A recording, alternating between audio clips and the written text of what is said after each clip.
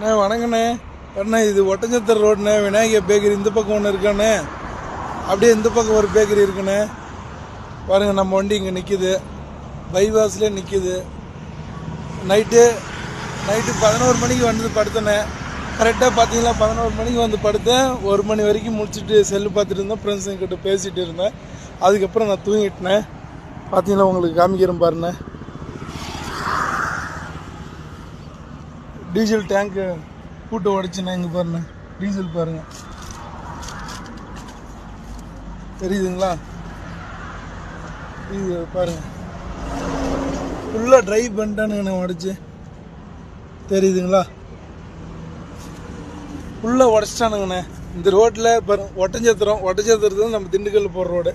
ஒட்டஞ்சத்திரம் நம்ம ஸ்ட்ரெயிட்டாக விட்டால் ஒட்டஞ்சத்திரம் ஊர் உள்ள போகுது.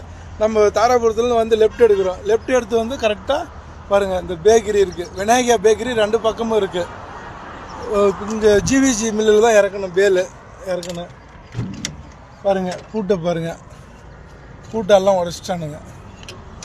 பூட்டெல்லாம் தனித்தனியாக கழட்டி உடச்சிட்டானுங்க. இந்த பக்கம் வரவங்க கவனமாக வாங்கினேன். ஆனால் நம்ம தமிழ்நாட்டில் இப்படி ஆகுன்னு சத்தியமாக நான் எதிர்பார்க்கல.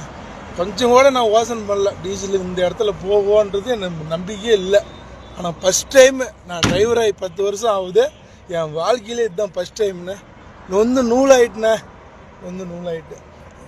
கோயம்புத்தூர்லேருந்து ராய்ச்சூர் எம்டி போயிட்டு, ராய்ச்சூர்லேருந்து பருத்திக்கோட்டை பீடுக்கு போயிட்டு, பீடுலேருந்து பேலை ஏற்றிட்டு வந்து இங்கே ஜிவிசி கம்பெனி ஒட்டஞ்சத்திரம் தாண்டி இறக்கி போட்டு, சரி எம்டி போகலாமான்னு பார்த்தேன். 24,000 ரூபா மீதி ஆயிடுச்சு வண்டிக்கு. சரி எம்டி போகலான்னு பார்த்தேன். அங்கே பேல் வாடகை குறைஞ்சிருச்சு. சரி உடனே என்ன பண்ணேன், சரி பேல் வாடகை குறைஞ்சிருச்சு, இங்கேயே லோக்கல் எதுனா பார்க்கலான்னு சொல்லி கொண்டாந்து நிற்க வச்சுண்ணே. இன்றைக்கி அந்த காசு அப்படியே போயிடுச்சுண்ணே. என்னோடய 10 நாள் உழைப்பு, இந்த வண்டியோட உழைப்பு போச்சுண்ணே. உன்ன திறன வீடு நல்லா இருக்கட்டும். நல்லா இருக்குண்ணே.